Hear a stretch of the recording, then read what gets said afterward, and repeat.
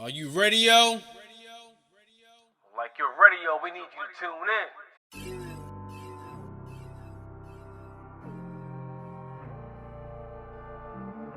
You just don't come out and be like, oh, that's a man, I'm supposed to love him. It's something you're supposed to be shown. Like, a father has a daughter, and that daughter is everything to them. Supposed to be everything to them. So, if I'm going to learn how to love, why not learn from the person that birthed me? Not my mom, not saying that she can't teach me, but my dad is going to teach me what to not accept from men, what to take from men.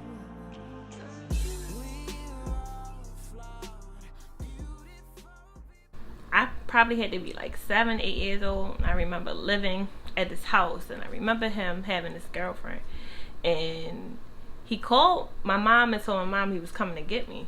So my mom isn't the type that'd be like, oh, well, you don't do for your kid, you can't see your kid. So I'm sitting at the window, I'm hype. I'm like, yeah, my daddy's coming. It's literally like 11 o'clock at night. I'm still sitting at the window. I fell asleep at the window, waiting, thinking that he was gonna come.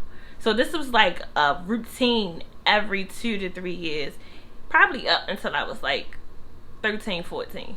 At that time, I was old enough to be like, all right, I'm gonna decide whether or not I'm gonna deal with him, not deal with him. I still had this soft spot though, like, oh, that's my daddy, you know, I'm yearning for this daddy-daughter relationship. I want to be a daddy's girl so bad. I see all my friends' fathers around. I see so many of my homegirls who fathers aren't around, but they got good ass stepfathers. But in my mind, I'm like, well, my mom has a husband, but I'm more so relentless. Like, I don't want to be around him because he's not my father. So it went from I'll pop in, stay consistent for probably about 2-3 months. I'll give it a year, the longest, and then I won't see him again for 3 to 4 years. And that continued, even still up until now. I'm about to be 32 this year. And the last time I seen my father was 4 years ago. So by my mom being close with her siblings coming up, I had my uncles and I had my grandfather. And my uncles were my father. So because my dad wasn't around, I drew to them. Like, they protected me. And not on a, oh, if somebody touch you, I'm going to beat him up or I'm going to kill him type thing, because that was possible. But it was, I'll make sure I'm there for you. I'll make sure I fill that void.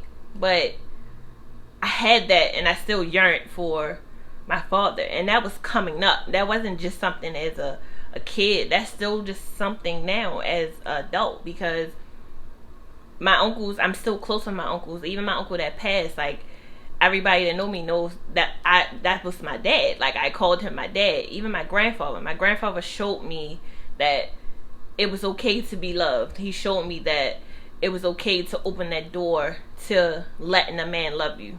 My uncles, they showed me that a little bit, but I also got a little negativity from them because I seen how they treated their women. I wasn't taught by my mother how to love a man.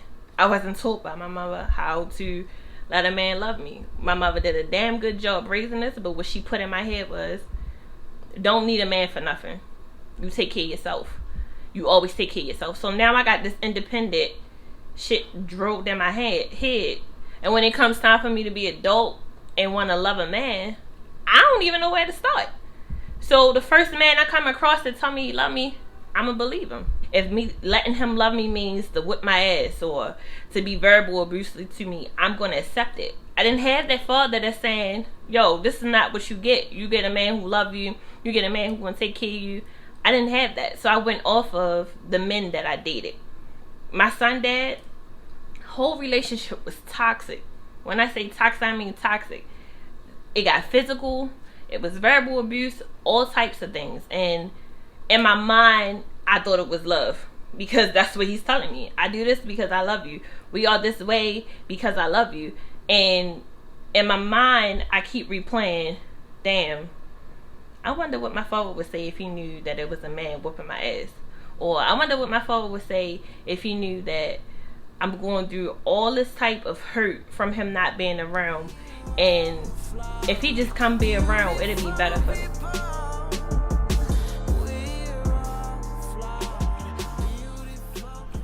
I was 14 when I lost my virginity, right? And he was 21. And the fact that he was 21 sets in my head because he lied about it. And for so long, coming up, I thought that something was wrong with me for a 21-year-old to want me, to want to love on me, to, want to take that sacred moment. And yeah, I lost my virginity to him, but I didn't know he was 21 until after the fact. But before then, it was like, all right, this guy told me he's 17. He told me he turning 18, and he liked me, he loved me. He told me he buy me gifts, he do all this stuff, so he loved me. So yeah, I'm going to give it to him. I'm going to give him this sacred part of me. And now that I get older, I look at it and be like, damn, I wonder if I was taught to let a man, adore me and to worship me and to look at that sacred moment as something so precious. If I would have ever had sex for the first time. And it's like now that me being 14, me having sex for the first time, me finding out that he was 21, it scarred me. But it also, ignited something in me. I had sex at 14, but didn't have sex again until I was 17, 18. And at the time, I started forming into this person of wanting that from men, only sex from men. I wasn't looking for love from them. I wasn't looking for, that feeling of comfort. I was looking for like, all right, well, if I like you, I like you, and I'll just have sex with you. No, I don't look at men and say they're just sexual beings, but I looked at men in a sexual way. I looked at them and was like, well, I see you, I want you, and that's it. So if the love comes, it comes. If it doesn't, it doesn't. And it's in my head because it's like, well, I ain't get love from the man that's supposed to love me, so why the fuck should I want it from these other guys? I'm not going to look for that. Like, I'm going to look for what I feel is good to me. And what's good to me is that I'll have sex with him, and that's about it. So if the love form, it form. If it don't, it don't. I have all these different relationships I've had with men. I have 2 kids and two baby fathers.